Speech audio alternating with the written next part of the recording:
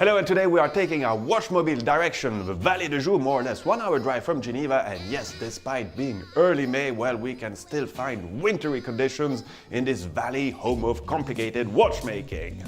But that's not the reason we went up there, but instead to visit the Espace Horloger, a watchmaking exhibiting space currently hosting a very special and playful James Bond exhibition highlighting the many links between one of the most iconic cinema franchise and watchmaking. You will find some of the original timepieces found in the Bond films, or the same models from the same brand and or year, and something very surprising I learned is that Mr. Bond, James Bond, well, he's half Swiss. How strange is that? Well, let's find out some more right now.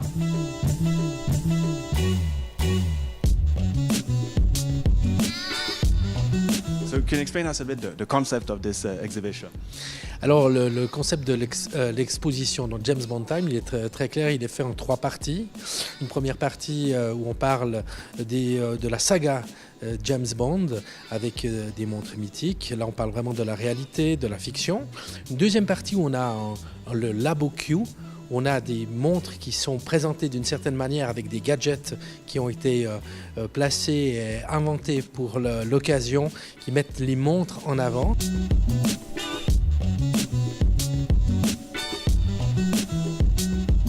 Et une troisième partie qui est en fait l'analyse du personnage James Bond et son lien avec les montres et que signifient les montres pour James Bond. And you mentioned something a bit surprising about James Bond, and there's also another link to Switzerland, not only the watches, right? Oui, absolument. Alors il y a une chose qu'on doit savoir, c'est que James Bond a 2 origines.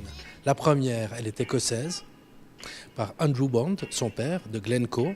Et la deuxième, c'est suisse et vaudoise. Alors, suisse et vaudoise, sa mère s'appelle Monique Delacroix dans la fiction, mais c'est en souvenir de Monique Panchaud de Bottan, qui habitait Vic, qui a été la fiancée de Ian Fleming, que Ian Fleming a écrit dans un de ses romans, comme quoi la mère de James Bond était d'origine suisse et vaudoise. Et vaudoise, yeah. So really, not far away from here. But let's go back to the watches. So we today know about the relationship between James Bond and Omega, but before, obviously, there was the big round that was involved. On parle de Rolex au départ. Et après, on a d'autres entreprises horlogères qui ont été utilisées par la production. On parle bien d'être utilisées par la production et en production. Breitling, Tag Heuer, Hamilton avec la Pulsar, la première montre quartz utilisée dans les James Bond. Après la grande période de Seiko avec Roger Moore. En retour, après avec Timothy Dalton avec Rolex. Et la grande période Omega depuis maintenant plus de 20 ans. On those watches, obviously, we started with mechanical watches, then we went into electronic watches, and then we come back to mechanical. Can you explain a bit kind of what this hides, what is the philosophy behind? Totalement lié à l'histoire même de l'industrie horlogère, puisqu'on passe de la période mécanique.